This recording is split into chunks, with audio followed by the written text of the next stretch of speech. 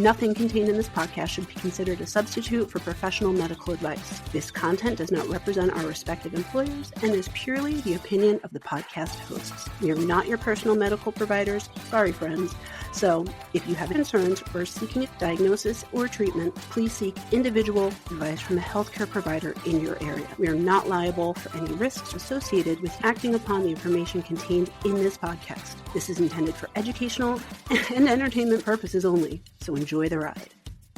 Please drink responsibly and in moderation. Before drinking, please be sure to be of the legal drinking age for your country. We do not encourage the misuse of alcohol. Welcome to Medical Media Mixer, the perfect cocktail. I'm Nicole Peniston, psychologist. And I'm Tara Prisco, physician assistant. So we're doing another on location. We are at Tree City in Kenilworth, and they make their own flavored vodkas and other spirits. Yes. So I'm trying out today the DSG, hibiscus vodka, jalapeno vodka, pomegranate juice, lime juice, simple syrup, seltzer, and orange bitters. And I'm drinking the cherry pie, which is cherry vodka, tart cherry juice, lime, and simple syrup. And it is delicious. All right, let's take our little cheers. Cheers at the beginning, cheers at the end. Mm-hmm. You might need another drink for cheers at the end. Yes. I think it's a 2-drink episode. Mm-hmm. So, I got some fun stuff for you. You want to hear a fun fact? Uh-oh, I'm scared. A fun psychological fact. Is the glass half empty or half full? That depends on your genes. A study published in Psychological Science in 2013 showed that some people are genetically predisposed to see the world in a negative light. Wow. Yeah. So all those grumpy people out there, it's not just because of nurture, it's because of nature as well. It could be, yeah. And I think that makes sense, if like we look at certain disorders run in families genetically, depression is one of them. So okay, so yeah. Glass half full. So are we going to do dueling medical facts? Because I can do that. Challenge accepted. Let's do it. I'm ready. All right. So these are more sort of questions. Why does your pee smell when you eat asparagus? Oh, crap. I know this. I heard it somewhere. This is also genetic. Yes. It's not for everybody. So asparagus contains a sulfur compound called mercaptan. It's also in onions, garlic, and rotten egg, and in the secretions of skunks. Wow. But when it's broken down in your digestive system, it causes that smell. Not all people have the gene for the enzyme that breaks it down. And one study published in the British Journal of Clinical Pharmacology found that only 46% of British people who were tested produced the odor, while 100% of French people did. Interesting. So are French people smelly? Is that the... I'm going to say no. All right, give me something good. Yeah, well, first we forgot to say, so all of my facts are coming from WTF, 201 Weird Facts About Psychology by Harry Bright and Jacob Asner. We'll definitely link it in the notes as well. And this will. Is the one we used also for the winery episode, Why Do Men Have Nipples? And I have to apologize because apparently someone gave me this book as a gift and I have no idea who it was. So whoever you are, thank you. My next fact, we talked about this last episode. Pica is a mental disorder involving persistent consumption of substances containing no nutritional value. But it gets its name from the magpie, whose Latin name is pica. Magpie is notorious for eating just about anything. Doctors have removed blockages of chalk, sand, dirt, drywall, metal, grass, burnt matches, coffee grounds, stones, paint chips, and even mothballs from pica sufferers. It's most common among children, but pregnant women can also display pica symptoms. Which, I don't know if that's a mental disorder. That's a medical disorder when you're iron deficient. There's a lot of things in the DSM, Diagnostic and Statistical Manual of Mental Disorders, that are technically medical issues. But a lot of times it's because those people present to psychologists more often than not than medical professionals. Because it's bizarre when you're saying I'm wanting to eat dirt and rocks. Right. Most people, so it's usually due to iron deficiency, most people actually just chew ice. That's the most common, easy way. But then when they start eating clay, it's... Right. Well, and I feel like ice doesn't it may satisfy the oral need for those things, but it's not satisfying that nutritional need. Right. That's why you have the deficiency for it. Yeah. Well, no, it's the iron deficiency that causes you to eat weird things. And Right, chew but ice. if you're chewing ice, it's not making the iron deficiency. It's not helping go away. it. Yeah. Yeah. Certainly not. But I guess eating rocks might. It could. There's iron in a lot of stuff. So. All right. Why do you cry when you cut onions? Oh, I feel like I knew this too, but I also know a trick around it. So my trick is if I wear my contacts, it doesn't happen. But if I wear my glasses, it does. I heard if you hold your breath, That's you won't fine. cry. Cutting an onion releases an enzyme called lachrymomatory factor synthase. Sorry on the pronunciation. This reacts with amino acids of the onion, and the amino acids are converted into sulfenic acids, and they spontaneously rearrange to form propanethiol S oxide, which gets into the air and it triggers tears by contacting your cornea. And they tried to make a non-crying onion, like genetically. I bet it didn't taste the same. But apparently that's exactly it. The crying enzymes are also responsible for the zestiness of an onion. So that didn't really work out. They suggest heating onions before chopping or cutting them under a steady stream of water or wearing goggles. Or holding your breath, because I've tried it and it worked. So I have a somewhat related but not exactly related time that I was making a mango salsa. Delicious. And then I went to go get ready for the people I was having over to eat the mango salsa. And when I went to put my contacts not me. in, Thanks for the invite. This is many moons ago, you might have been, when I was trying to put my contacts in, apparently, although I washed my hands and showered, the jalapeno oil was still on my finger, and then it was on my contact in my eye, and then I couldn't get the contact out of my eye, and then my eye wouldn't open. I would just put a bunch of eye drops in to either dilute the I don't remember or... exactly how I did it, but there were definitely screams for help. Like, I was like, I can't open it, help. But the oil really stays. Yeah, you need the eye wash station. So from put your Chem contacts Press. in, then cut jalapenos. There Do you not go. do that in that order. It's a pro tip. So I found a fun fact that is a crossover from an episode that we did and then one that you will be doing. Okay. So bad things happen when you don't get enough sleep. Okay. We covered insomnia a few episodes ago, and we covered sleepwalking violence a few episodes ago. But this fact says studies have shown that being awake for 17 hours straight had the same effect on performance as a blood alcohol level of 0.5. Oh, look at that. We're also covering alcohol. There you go. Poor judgment caused by sleep deprivation has resulted in nuclear leaks at 3 Mile Island and Chernobyl, the Exxon Valdez oil spill, and the Challenger explosion. So this is why they tried to put limits on residents working. It's still capped at 80 hours per week and no more than a certain amount of hours in house. But how can you be making real decisions when you're sleep deprived? Well, and I believe they also, more recently than we would like, put limits on pilots and how many hours they can fly as well. I sure hope they had that beforehand. But I feel like that only happened in the 80s. So that's kind of scary. That's kind of crazy. Yeah.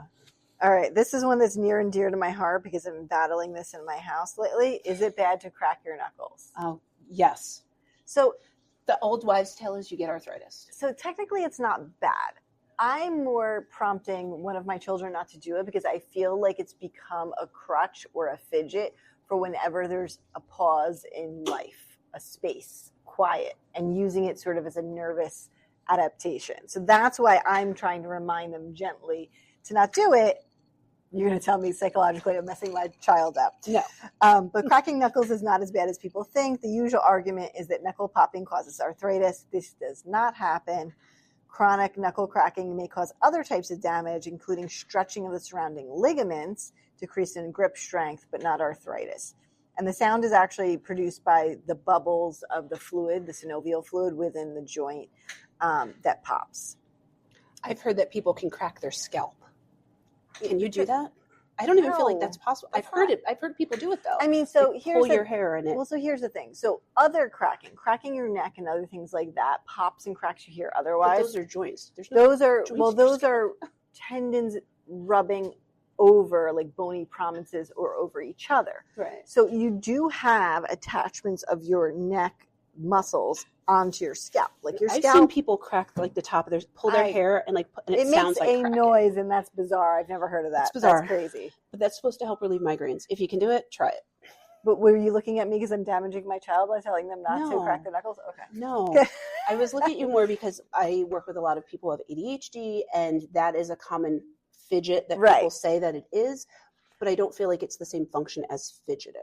Yeah, it's just feeling. It's Cracking feeling your an knuckles awkward. is a more of an intentional movement, where Right. fidgeting is like an unintentional movement. Yeah. All right, what do you got for me? What do I got? Oh,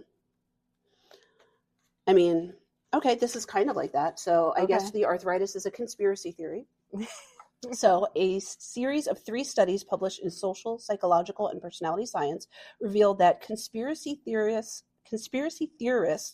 are often narcissists with low self-esteem. That's about right. That just sounds rude. That's just rude. I don't know. Sounds correct to me. I mean, I'm Sorry, not a. mean. I don't think I'm a conspiracy theorist, but No. I feel like if I was, I'd feel personally attacked by that statement. So. I'm all for it. You're crazy. So why do you laugh when tickled? Well, are you ticklish? Yes. Okay, I am also ticklish. Only in certain areas. Particularly my feet. I warn. I'm not touching your feet. I'm glad. I warn my pedicure ladies like to be very gentle and intentional with their movements. Yeah. Even my husband knew when we were lay on the couch watching TV, if I put my feet up on him, you can intentionally hold my foot, but do not lightly touch it by accident. Right. I might kick you in the face. I'm more like non high touch area ticklish, like underarm, stomach, things like that. Like people aren't touching them often, but you can tickle my arm, and I'm just like, okay. So I'm not crazy in the particular spot. So I have one child who's ticklish and one child who is absolutely not. You can do anything to them, they are not. And my husband is also not ticklish, and I am. So you definitely don't spend a great deal of time learning about laughter in medical school. That's true. The closest they come to humor is a physiologic study of laughter. Do you know the study of laughter? That sounds like it's in your realm. I probably do, but I can't think of it on the spot like this. Gelotology or gelatology? So the G. Oh, you meant the formal science name. No, I don't know. Gelotology or gelatology. I don't know how the G is pronounced. There's even a form of seizures, called galactic or galactic seizures. You've heard of that. GE with a G. I know I'm saying it wrong. That's a real thing. Galactic. They call it's GELA, gelastic or galastic. They cause the sufferers to laugh incessantly. What is it? They have the commercial for, and there's medication for.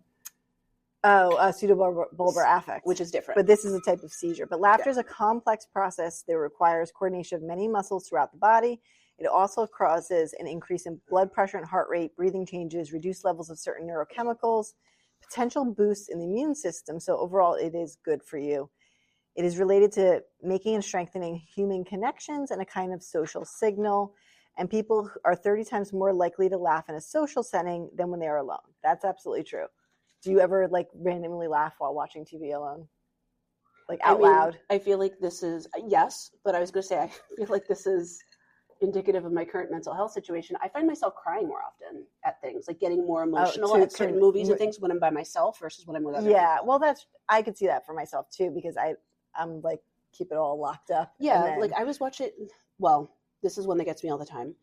Have you seen the Amazon commercial with, I don't want to say her name, but you all know, the lady from Amazon, and how it's this older man and he wants to dance with his wife, but she has dementia and she doesn't remember him. And then he tells the device to put on their song. Aww. And it transfers back in time and she remembers him all of a sudden. That is pretty sad. That chokes me up.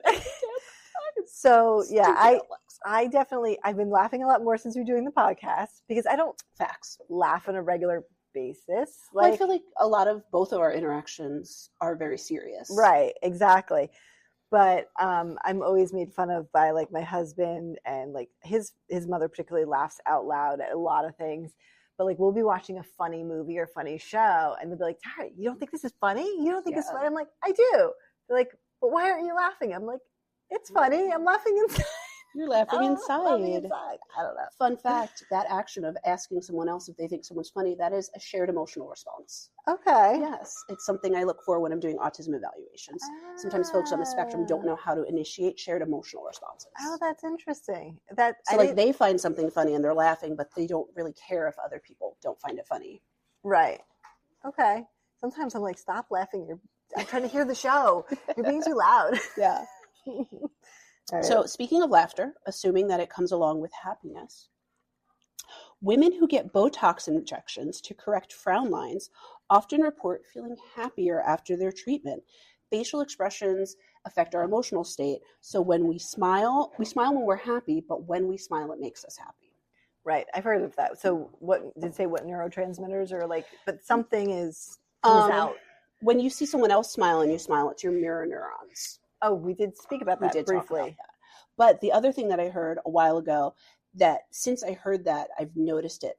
Apparently, when we look up, it is associated with more positive thinking. Sometimes it's also associated with lying. Usually it's up and to the side is lying. But when we look up, it's more positive thinking. And so that's why we tell people to cheer up. So I did notice when editing the videos that whenever I'm trying to think of something, I look up. Yes. Which I didn't know that about myself until I saw myself. So don't quote me, this could be wrong. I believe lying is looking up and to the left, and thinking or trying to remember is looking up and to the right. Okay. I mean, I know I'm not lying. It also may depend on your handedness. I don't know all the and your specifics on that. eyedness. Your eyedness. Yes. I am right-handed, but I am left-eyed. Huh. I don't know what eyed I am. If you're going to I don't know what id I am. So if you're going to like focus on something like on a scope on like a little gun, like your eye exam, and a gun or something like a BB gun or whatever, and you went, which eye would you go to? Left. With that, I didn't even have to think about it. Yeah, I'm left-eyed. Yeah, I go like that. Yeah, but then you have to, because I'm right-handed. So no, trigger but with then my I have right. No, so a long rifle. We're getting into guns, which is a very strange topic to me. I will say the only reason I know this is because in college my gym class was pistol shooting. So I've gone and tried like long rifle shooting, but no, then I have to draw the trigger with my left if it's on a table set up that type, and then I have to use my left eye. So that's, I don't know. I just remember because since I was using my left eye but shooting with my right, I was leaning, and so I was tilting to the side. Okay. Yeah. Oh, look, there's some friends here. There's some people coming in. We're having friends join us. We don't know them, though. They're new friends. All right. So let's do a few more, and then we'll take a break. Yeah. Do oysters? Here's a good one to start when people are good. Well, no. Okay. You just said do oysters. Last night on Whatnot, I found a person who opens oysters and takes out pearls and makes jewelry of them, and I spent $30 on oysters. You're obsessed and you need to stop with this thing. I am, but they're pretty. So do oysters really make you horny? I'm sure there's something in it.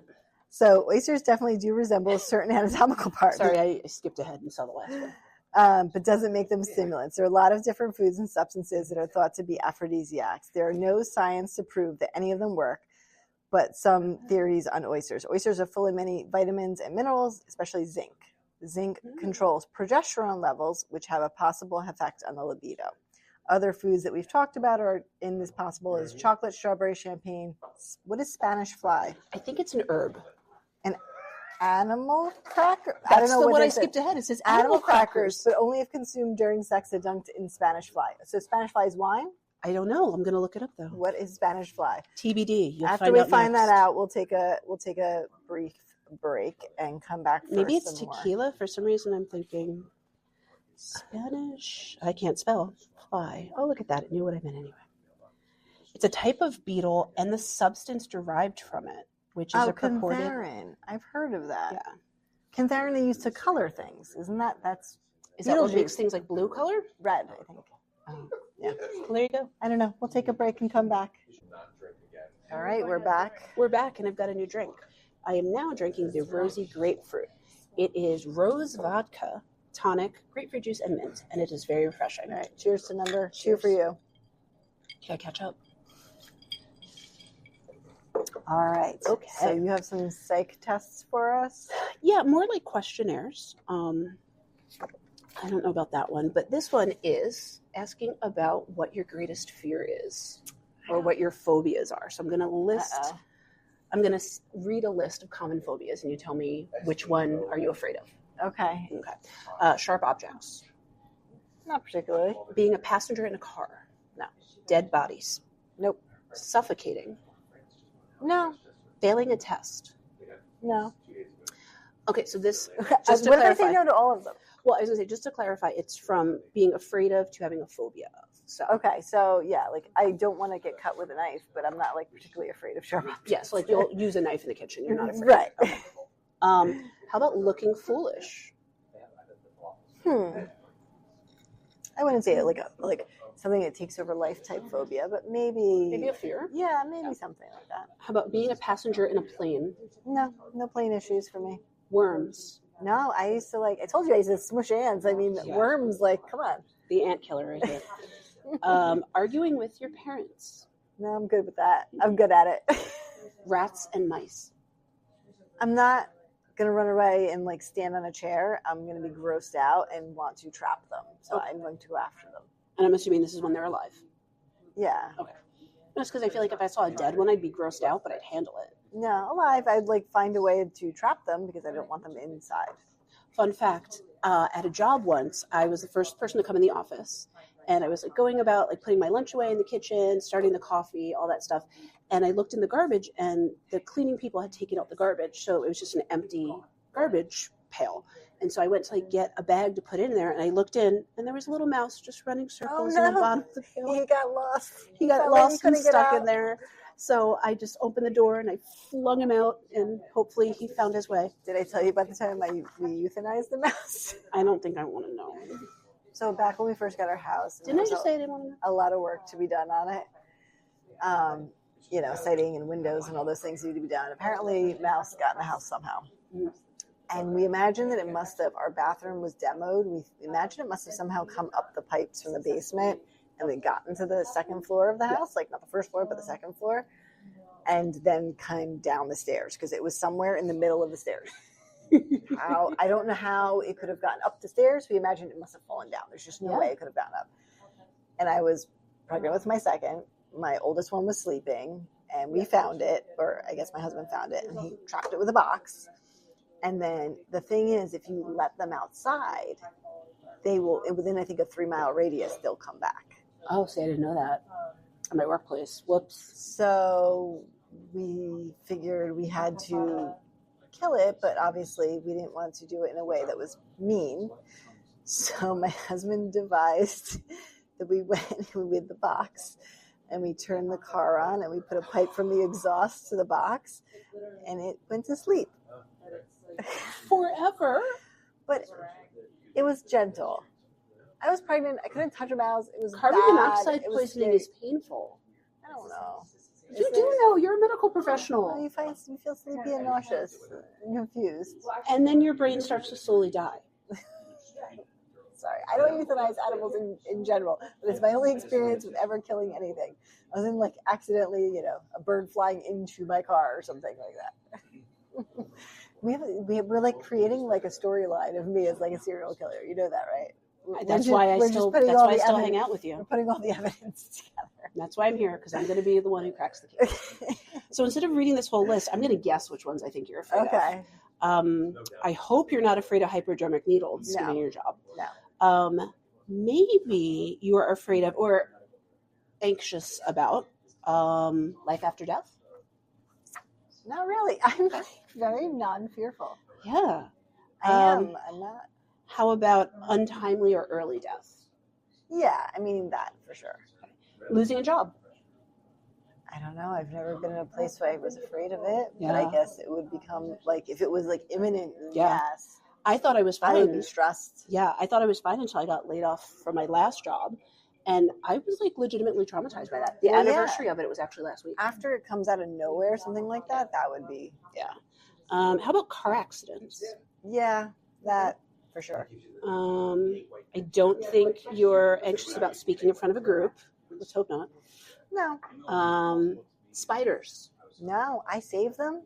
Either I leave them if they're She small. said I save them and I eat them. No, I eat them. No, if they're little, they can stay and kill bugs. If they're big, I get them and I take them outside to go live their life. Were you nervous about learning to drive a car? I think so. Yeah. Like the normal amount? I think the normal amount, but like that feeling of this giant thing that you're in control of, yeah. I think that's what scares me more is getting over that fear, and then we're all behind the wheel all the time and like not realizing the effect of how serious our actions. it is. Yeah, that's kind of scary. Heights. Are you afraid of heights? Heights. Are you afraid of heights? Not generally, but I do feel like if I went somewhere like the Grand Canyon and like I wouldn't want to get like uber close to the edge. But if I went somewhere like those crazy big buildings with the clear floor, I'm fine.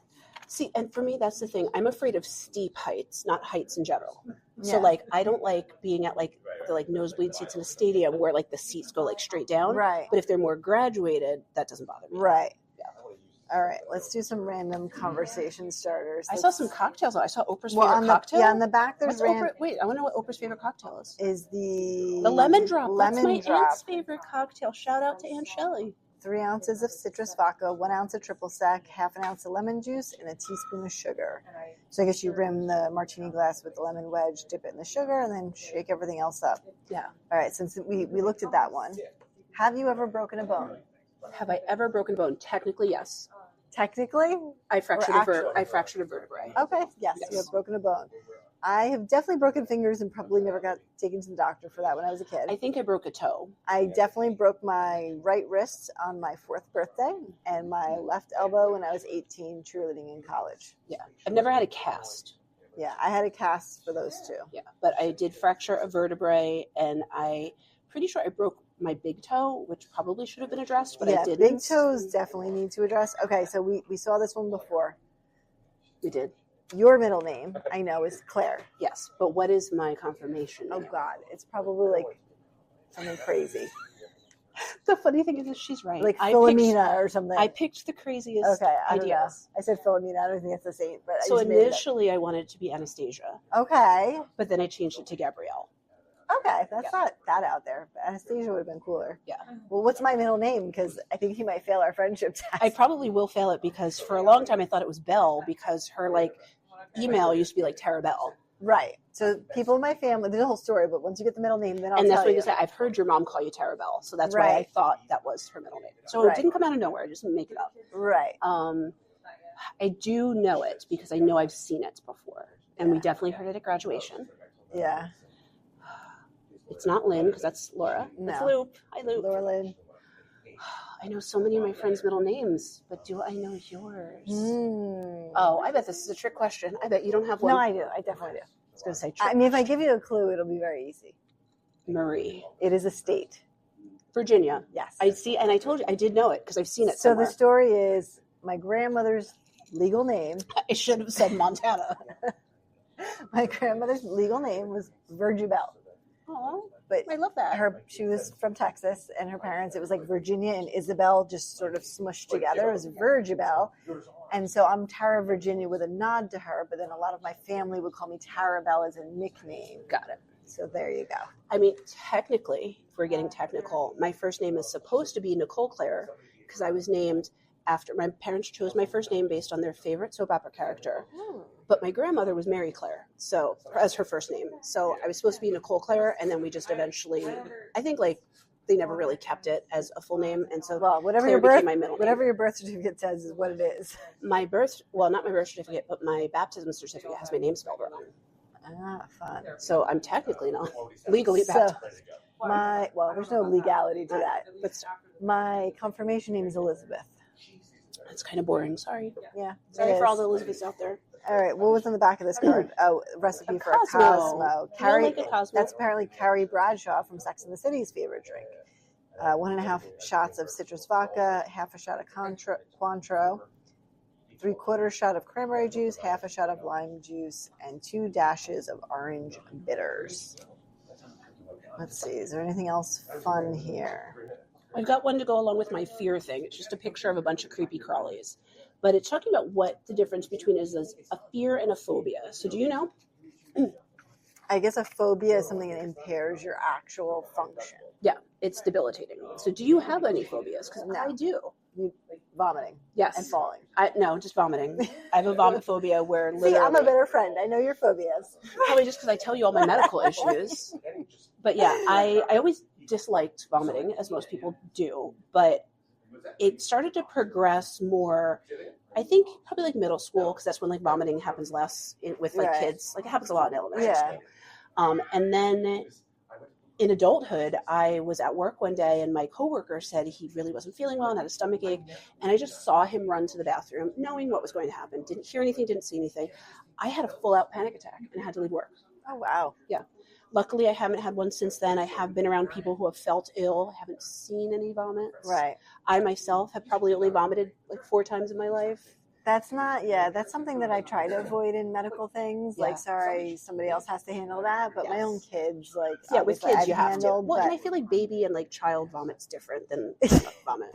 adult vomit. But I feel like I am part of that Seinfeld episode, like where Jerry, he tries not to break his streak, and then he has the black and white cookie and he vomits, which is a shame because I love black and white cookies. But I feel like they're just cookies with icing. There's nothing too exciting about no, they it. have a different texture than cookies. The icing needs to be a very particular type of icing, like not royal icing. Royal icing's gross.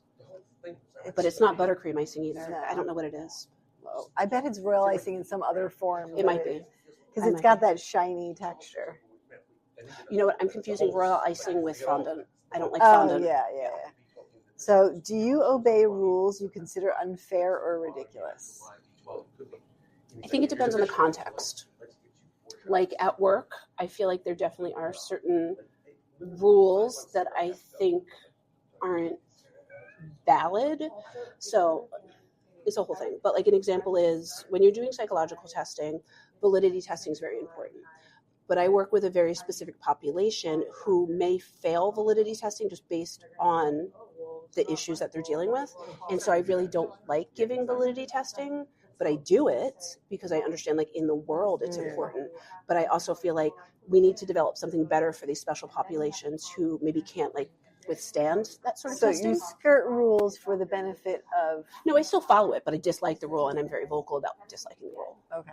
Other rules, like I probably speed a little bit more. No, but like times. Just like, I don't know, like do not enter, like, or... Oh, that's just a challenge.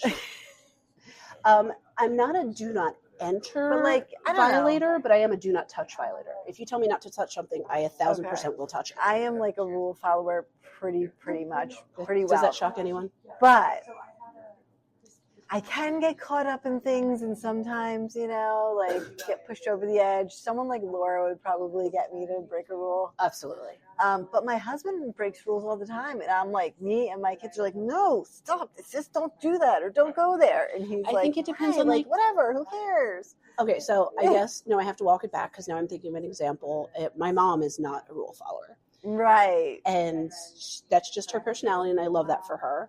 But we went to one of those like structured art things where you like to follow the rules or follow the instructions.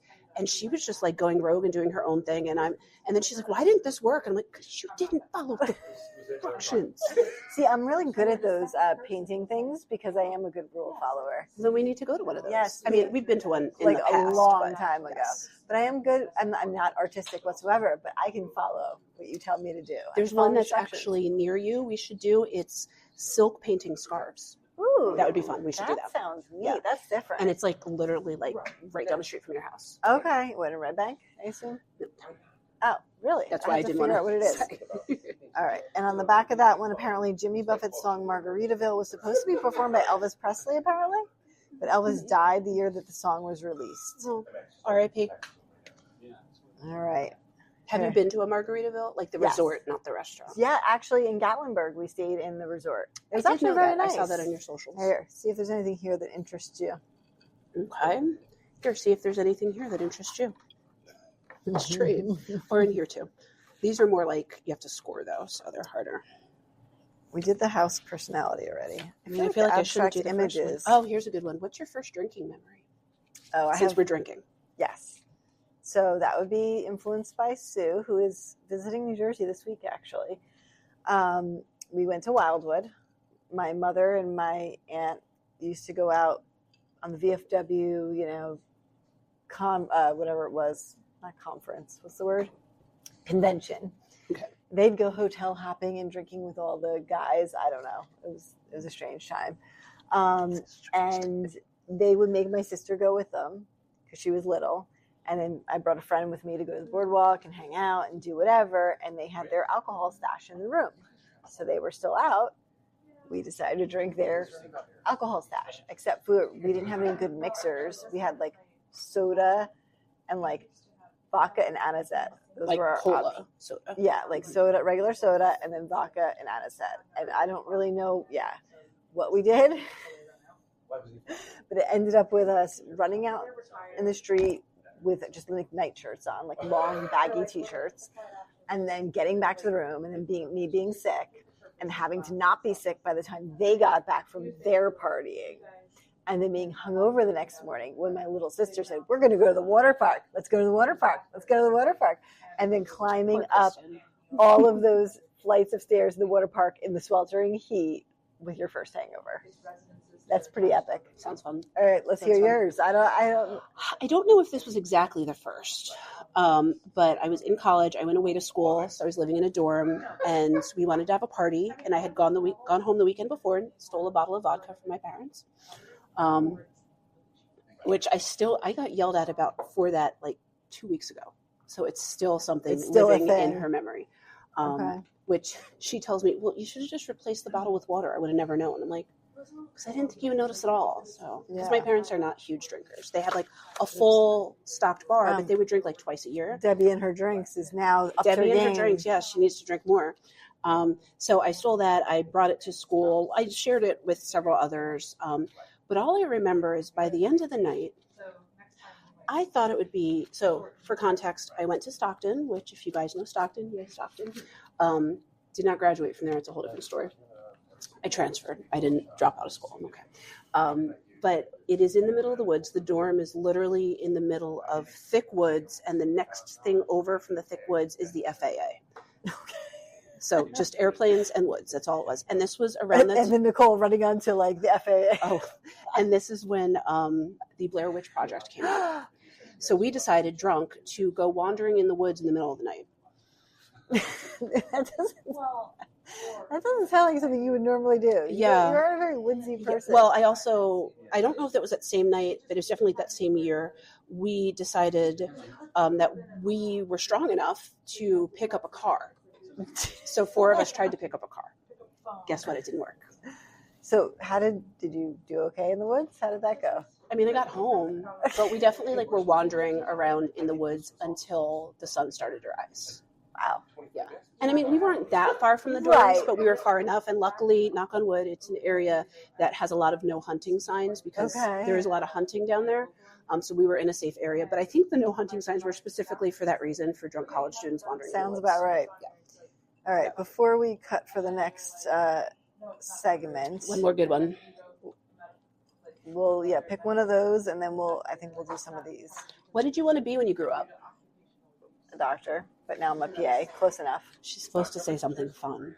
I used to say a doctor and a dance teacher on the side and an astronaut on the side. Now she realizes she doesn't have enough time for that. Yeah. What my very first job that I wanted to be was a marine biologist. Okay. Yeah. I see that. That was my very first job that I wanted to be. Interesting. I feel like there might have been something earlier than that, but it was that was when I was 5. So I also decided when I was 7, I wanted to go to MIT. Okay. So that tells you a little bit about young Nicole and what her situation was. This episode was supposed to contain one more 20-minute segment, but due to technical difficulties and maybe a few drinks, it was erased. We hoped you enjoyed listening. Be sure to look up Tree City Vodka in Kenilworth, New Jersey. Links to them will be in the show notes. Thank you for listening to Medical Media Mixer. The perfect cocktail. Cheers. Cheers. Thanks for tuning in to this episode of the Medical Media Mixer podcast. If you enjoyed the conversation, don't forget to subscribe, rate, and review us on your favorite podcast platform. Your support helps others find the show. Want to keep the conversation going? Follow us on social media. We're at Medical Media Mixer Podcast on Instagram, Facebook, TikTok, YouTube, and on Pinterest, the Medical Media Mixer board. If you'd like to support the show and help us grow, check us out on Patreon. Patreon.com/Medical Media Mixer Podcast. And on Buy Me a Coffee, buymeacoffee.com/Medical Media Mixer Podcast. If you have a topic idea, feedback, or just want to say hi, send us an email at medicalmediamixer@gmail.com. You can also stream all of our episodes and find more info on our website, medicalmediamixer.podbean.com. We're available on all major podcast platforms, so no matter where you listen, we're there. Thanks again for listening, and until next time, keep mixing medicine and media.